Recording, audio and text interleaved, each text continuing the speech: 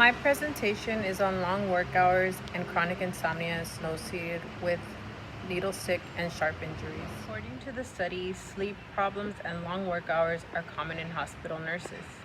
Study conclusion is the common problem of long work hours and chronic insomnia among nurses were significant factors for needle stick and sharp injuries.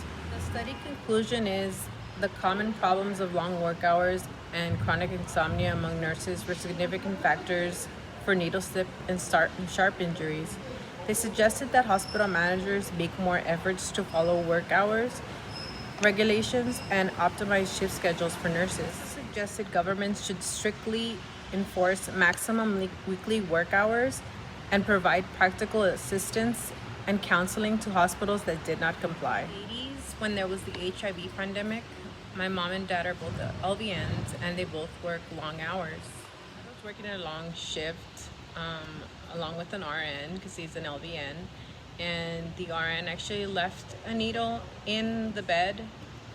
This was in a 12-hour shift, and my dad poked himself with the needle, and this was during the 80s, during the HIV pandemic, and him and the patient had to both get tested.